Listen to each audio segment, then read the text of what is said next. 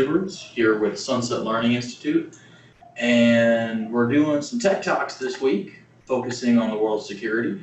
Kind of makes sense. We got our Cybersecurity Awareness Month. We got a lot of cybersecurity and security conferences and white papers and videos coming out.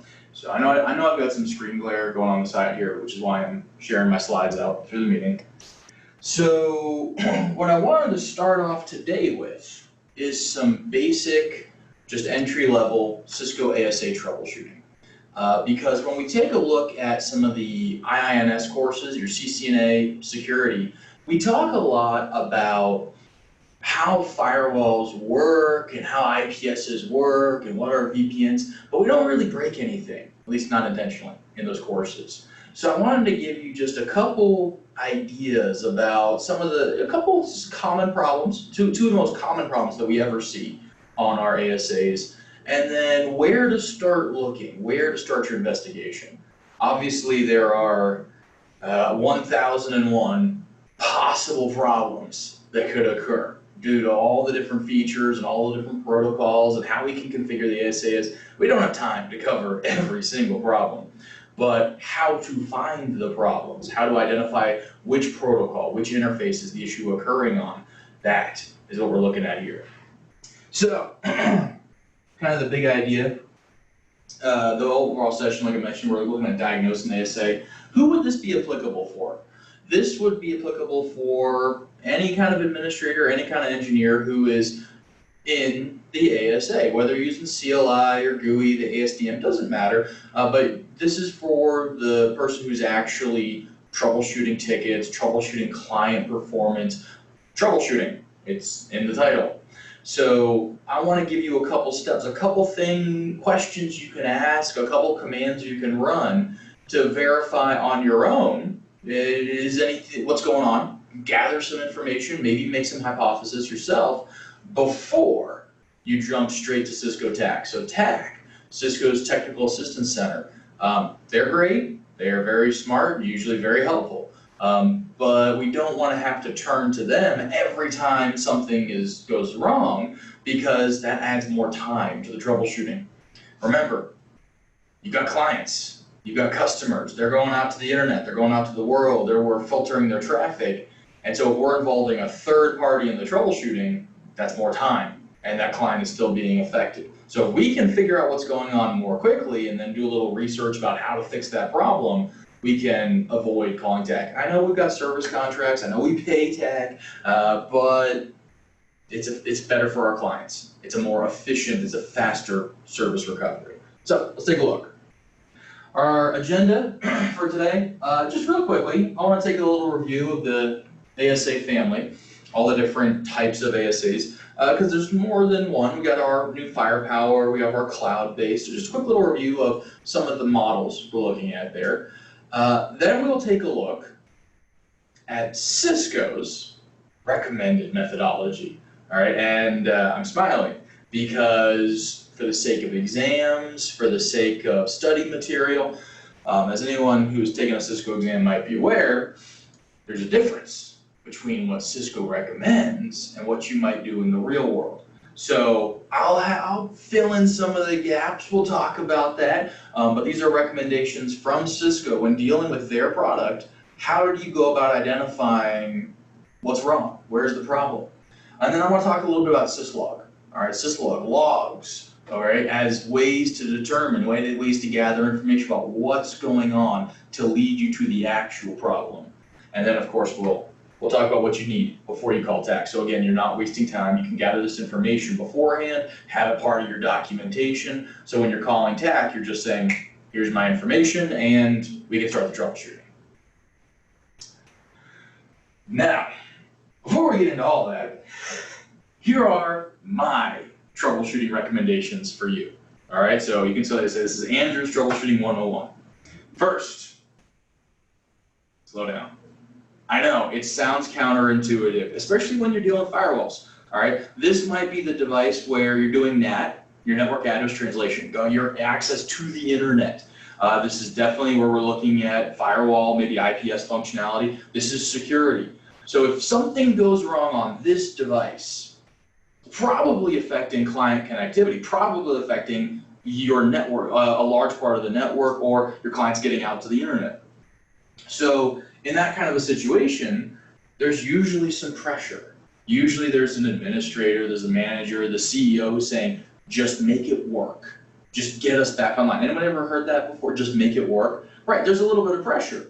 However, when that happens, there's a temptation to go in and just open up the firewall, open up the blocking ports, open up the interface and say, all right, we'll get traffic out, we'll let the clients work, and then we'll continue the investigation. That's not always the best answer, because if this situation is never fully resolved in the future, you may have just opened up some ports, opened up some domains that maybe we should have actually been blocking. We didn't actually determine what the root cause of the problem was. So it's not always the nicest thing to say, but we need to slow down. We need to identify not what's the symptom, but what's the actual cause. Fix the actual problem so it doesn't come up in the future. All right? When we slow down just a little bit, we also are less likely to skip over things. All right? Well, part of the recommendations is gathering information. All right? That goes to my second point. All troubleshooting is relative. All right? When something goes wrong, all right, you are going to see maybe error messages, you're going to see client performance reports, you might get a phone call. There's different ways we learn that something's not working right. And the way you respond to that issue, it's all relative. It's based on your experience with that network, it's based on your experience with that hardware, it's based on your experience with that protocol. Have you seen that error message before? And so there's that flash of intuition. Oh, I've seen that message, it's coming from that device, it's probably DNS. That's kind of the joke, you know, it's usually DNS. And so when we slow down just a little bit, as we're gathering information from multiple sources, as we're breaking that down, looking for the relevant information, we're less likely to skip over or miss a relevant message, a relevant log, a relevant email, something to tell us what's really happening. Okay, so part of the recommendations here is we're trying to remove the relative nature of troubleshooting. You ever been in that environment where there's the one engineer who knows how the network is laid out? They've wrapped their head around the subnets and the filtration and the route. They get it. So when a problem occurs, they say, oh, it's probably router 2, interface 3, let's go check the MTU. And you're like, that's random. And then somehow that's actually the problem. That's what we want to avoid, is relying on that one engineer to do all the troubleshooting. All right, we want to have a process everyone can follow here, specifically for the ASAs. And of course, the biggest question, what changed? What's different? Because if the network is working on Tuesday, and then it stops working on Wednesday, what's the difference? Did you make a change? Did the ISP make a change? The ISPs never make changes and don't tell us, right? Right. And so we're looking at what's the change. So change management, change logs. We start looking at AAA accounting logs. Who's making changes on what devices, when, which changes were made. That can be the first, that should be one of the first questions we ask, and that's usually the problem. Because if it was working before and it's not working now, something had to be different, all right? And there's always, you know, is it you versus the ISP? Not versus, you know, us working with the ISPs. So those are my recommendations through this whole process. Slow down a little bit, all right? It's all relative. A lot of this comes through experience and what changed.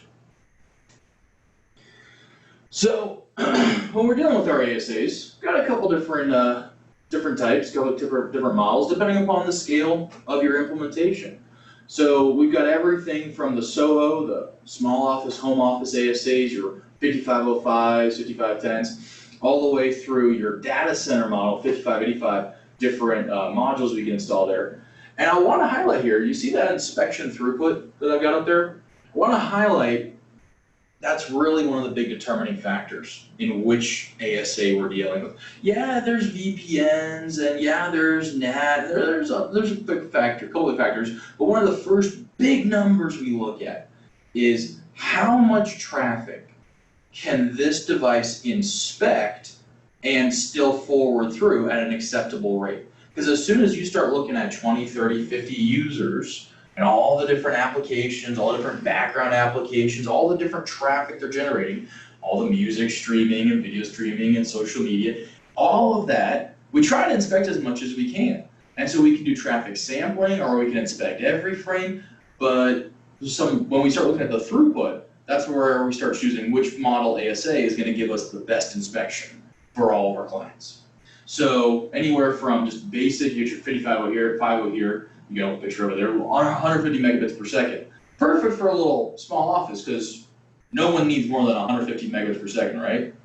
Right. All right. Well, actually, I mean, really, probably, we'll say like 512 kilobits per second. That's perfectly acceptable internet access. But that was a joke. Okay, I don't actually believe that. That was true, a couple of years ago. But as soon as we start looking at dozens and hundreds of users, 4 gigabits per second, but data center 40 gigabits per second of inspection throughput. And sometimes we need that. And for the cloud, it's very scalable, anywhere from 100 meg up to 10 gig with those ASA Vs that we can deploy. So regardless of which model, obviously the ASAVs in a virtual environment, they have their own issues depending upon how they're deployed. But what we're looking at here with the troubleshooting mainly applies to the physical, but sure, can apply to the virtual ASAs as well. So this is from Cisco, big recommended troubleshooting steps, what questions you should be asking. What's the big idea here? The big idea is isolation. Isolating which ASA, is it the ASA? If you have multiple, which ASA, which interface, which protocol? Though when something goes wrong, the whole network isn't broken. The whole ASA isn't broken. Everything hasn't gone wrong. It's usually one protocol. It's usually one interface. The trick is finding the one protocol, the one interface, the one command out of 5,000 in that list in your running config, that one command that was put in incorrectly, put on the wrong interface, that's breaking your client connectivity. So how do we isolate? How do we narrow down the possibilities? So their first question is this a newly installed system or an existing installation? What was my question? What changed? That's the same question, okay? They're phrasing it a little differently. Cisco's first recommended question is this new? Because if it's new, why are we asking that question? If it's a new host, new switch, new VLAN, and their traffic is trying to get through the ASA and it's not working, it may be that it was never working to start with, all right? When it comes to deployments, anyone who's taken some of my ICMD1, ICMD2, routing, any kind of courses, they know I like to recommend this. There's always a two-step process to deployment. There's functionality and then security, all right? Where when we deploy a new network, you deploy a new host, deploy a new switch, before the users show up, hopefully, before any real sensitive data is there, we plug in the device and we test out to the internet, we test the network, completely unfiltered, no security, just does it work? And if that works, then we layer on security. Then we start adding in port security, VLAN segmentation, we put it in a more secure VLAN, security group tag, whatever we're doing to lock that down. Because then, if we test connectivity and it doesn't work now you say, oh, it was working before, we layered in the security, now it's not working. What changed? That's probably the security configuration. But if we plug in a new host, deploy a new VLAN, and we start trying to use it and nothing works, well, it could be the security side, it could be the ASA, or it could be it just wasn't deployed correctly in the first place. Just from a routing, from a switching perspective, it's not working.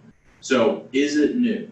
Okay, verify connectivity, verify functionality, then we start verifying security. So as a way to test this, you could take a look at that host, take a look at that switch, and depending upon your change window, depending upon how disrupted it is, you could remove some of the security and just test layer 1, layer 2, layer 3, just doesn't function at all. Then layer the security back in and start verifying that. Their second question, has the host ever been able to see the network? Kind of still what changed question. If it's an existing host, all right, we've got your classic Bob and Alice, right? So Bob, he's going out to the internet on Tuesday, and then Bob can't get to the internet on Wednesday. So there's the question of, it was working before, it's not working now. There's your what changed. It's a little different from the it's new, was it deployed correctly? Now we're looking at, is there a VLAN change? Did someone update the VLAN filters on the trunk? Go to the ASA. All right, did someone update the security zones, update the firewall settings, update the inspection settings? Anything that is affecting the traffic passing through, so filtration, IPS, NAT, any one of those steps could be, that was updated, could be affecting the client traffic before. So there it's change management. Definitely looking at change logs, accounting, who's making which changes on which devices, so we can roll those back, or configuration backups, roll back the whole config to a point when we knew everything was working. So there we're looking at changes. Then we start looking at kind of a little more specific application issues. They say, are you trying to solve an existing application problem? Too slow, too high latency, excessively long response time, or did the problem show up recently? Second half of that question, did the problem show up recently? What changed? But when we start looking at the too slow, too high latency, long response time, that's where we start looking at quality of service, or what I was looking at earlier, that inspection throughput. It could be, depending upon how many applications, how many users, could be that everything's configured correctly. Just everything is set up well. But you've got so much traffic that's trying to go through the ASA, trying to go through those interfaces, that theoretically you have enough bandwidth, at gigabit internet speed, but the inspection throughput can't keep up with it. So the act of applying the firewall actions, the act of inspection, is adding delay, it's adding latency. Traffic's going through, but it's, for a lot of our latency sensitive applications, like this HD call, perfect example, that's critical. So we have to watch out for, not did we do something wrong, well, obviously it's wrong, not did we misconfigure something, but are we just overloading? Are we just pushing too much information through that ASA? So you start looking at quality of service, you start looking at inbound, outbound interfaces, you start looking at the traffic queues, the first in, first out queues on those inbound, outbound interfaces. And that's where you start looking at, all right, everything, traffic's passing through, but can I modify my quality of service settings? Can I just stop inspecting, stop filtering a certain type of traffic so it just runs through my device more quickly? Can I greenlight traffic to a given domain so it's not processing as much inside the ASA? And then they start looking at what changed comes up a little bit, doesn't it? What changed in the configuration or in the infrastructure immediately before we start having issues? All right, so they have an explicit what changed question, which that theme can be applied to a couple of these steps, but they're saying that's just their what changed. So my big theme here, no two problems present exactly similar. There's a lot of similarities, like high latency or packet drops. You get a little bit of overlap, but usually the symptom, excessive delay, packet errors, packet drops, collisions, lack of connectivity, different problems. So what Cisco wants you to know is across the board from TAC, there are two major problems that they see across the board. All right. First one, layer 2. All right. So remember, Ethernet line protocol. All right. Basic, just layer 2, speed and duplex. That is one of the most common problems that Cisco sees. So speed and duplex. Quick little refresher here. Speed, the rate of connectivity. Gigabit speed, 100 meg, 10 megabits per second, the rate that interface is operating at.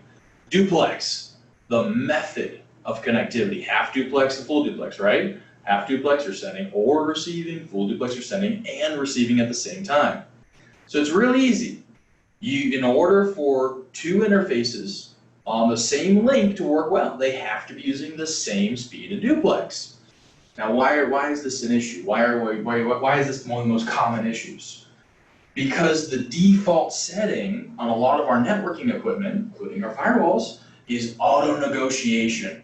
We try to detect what the other side is using, and then match that speed and duplex. And auto negotiation usually works well, but doesn't always. So what's the big recommendation? How do we avoid this? Manual configuration. All right, be it administrators, go in, use those speed commands, use those duplex commands, lock it in, save your config, so that way you don't have to worry about that. But when it's misconfigured, the administrator, you try to type 100, you actually hit 10, or you hit 1,000, or duplex, you try to use the auto completion and it accidentally sets it to half duplex. It happens. But remember that big theme in the world of networking. As administrators, we know what we're doing, right? So if we set something manually, that's it. That's the setting. So watch out for speed and duplex, just layer 2. Pretty basic, but that's one of the biggest issues. We'll do that show interface command. You can see the speed and duplex in use. Also, quick check on that layer 1, layer 2, the line status and the line protocol. Just make both sides match, okay? You can do your quality of service comes after that. Traffic queuing comes after that. They have to have the same speed and duplex. The other biggest problem that Cisco sees is the TCP MSS, the maximum segment size, okay? So what this has to do with, excuse me, what this has to deal with is some of the interface buffers, okay? When we start looking at the TX, the RX rings, how much memory gets set aside for the frames. So the default on your ASA is 1,380 bytes. But most other clients and applications that are generating traffic is 1,460 bytes. Why the difference? Okay, because the ASA is expecting that it's going to be adding encapsulation when you're going through an MPLS tunnel, you're going through a VPN. Any kind of extra encapsulation encryption can add packet overhead. You start getting those jumbo frames. So this, again, goes back to the inspection throughput, goes back to the processing time.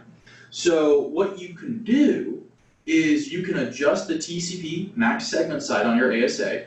You can change it to 1460, have it match what the clients are using. And that may give you up to a 6% throughput benefit on just every ASA. That's one of those things you might go back and check later today. Check tomorrow and say, hey, what is my maximum segment size? If you don't need to adjust it, I'd recommend the default's just fine. But this may improve performance.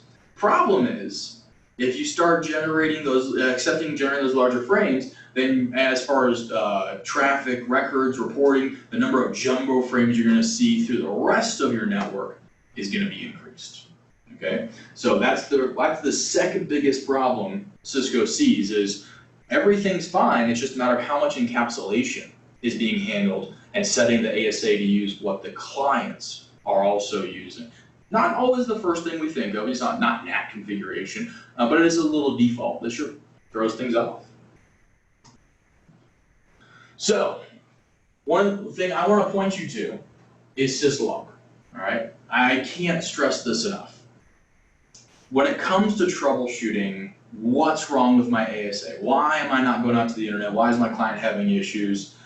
Usually there's logs. Usually if something has gone wrong, there's a notification somewhere telling us that we're seeing packet drops, we're seeing errors, an interface reset, we're seeing collisions, something happened, right? The trick for us is actually getting those logs in a place where we can use them, all right? So Syslog, it's enabled on all your routers, all your switches, all your ASAs by default, but the default location that those logs go to is either the local console line, all right, so if you're plugged in staring at the device, which hopefully none of you are doing on a day-to-day basis, or the local logging buffer. So when something goes wrong, this is where slow down comes in. Remember that first recommendation, slow down. The recommendation is go to the ASA, we do some show logging commands. We start looking at the records, what messages have occurred on this device. But here's the thing, how often is an event, how often is something that's going wrong affecting just that one ASA?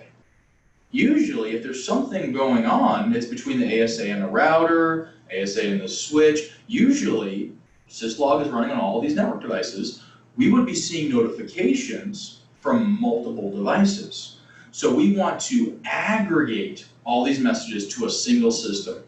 All right, so this is where your SIEM, SIEM, SIEM systems come play, SIEM, Security Information and Event Management.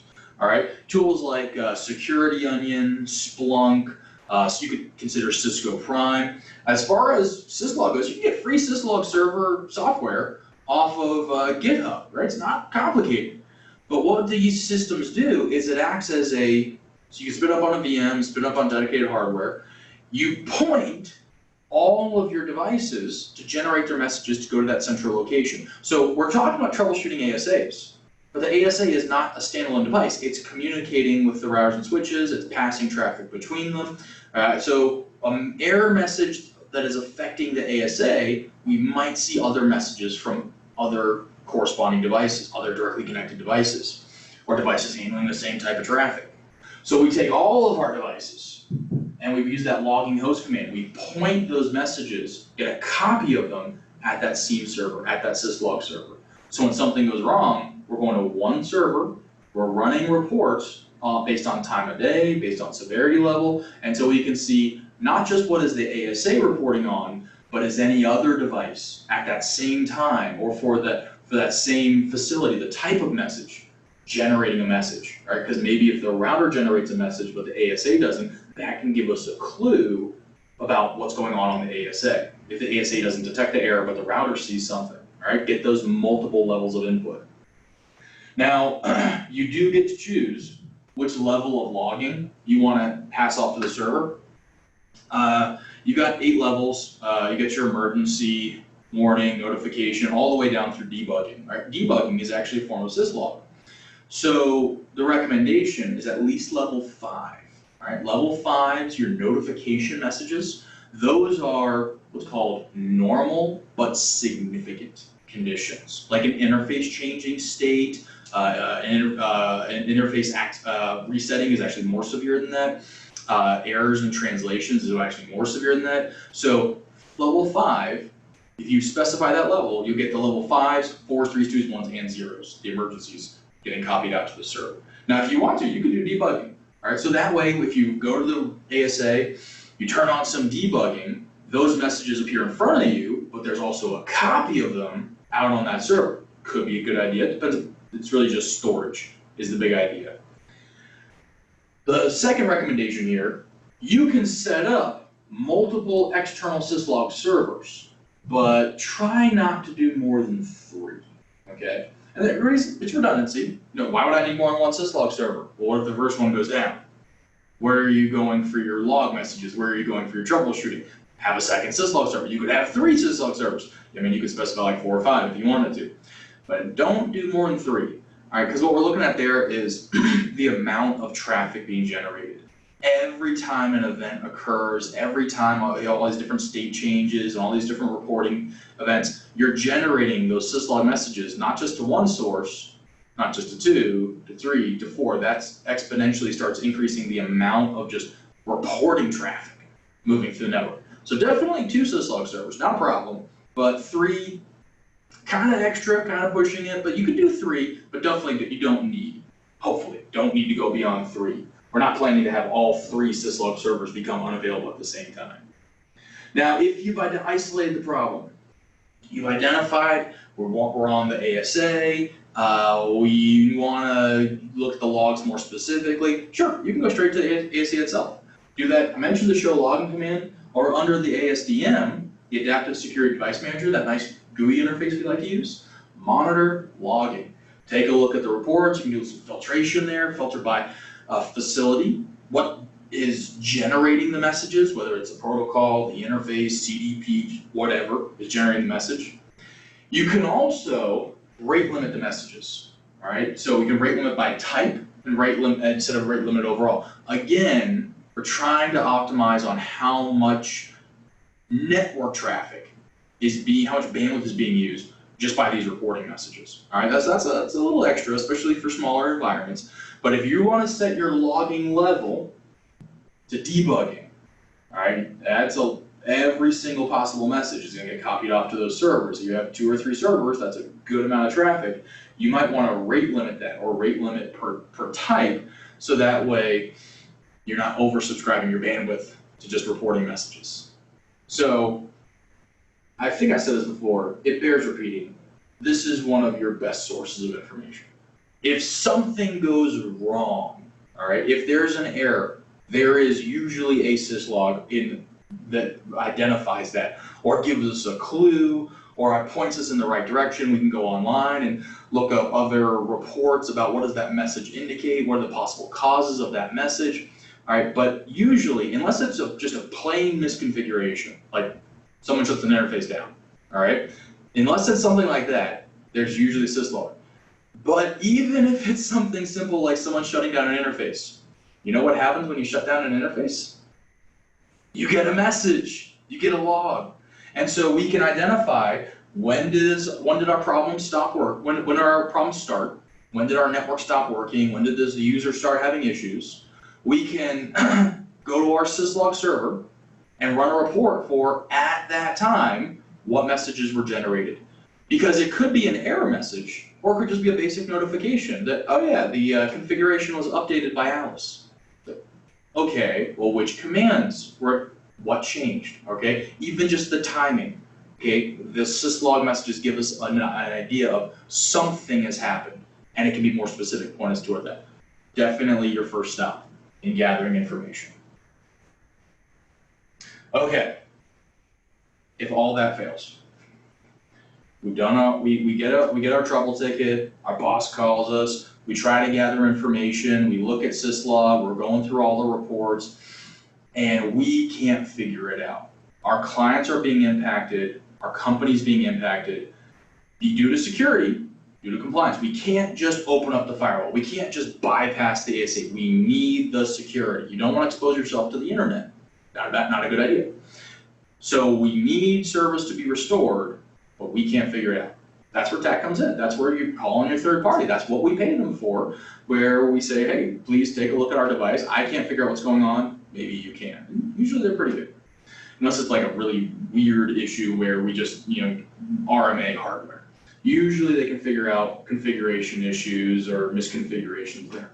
So there's a couple things that TAC wants you to have right up front before you call them. You can look this up in the moment, but they prefer to do this, you to have this all ready to expedite the process.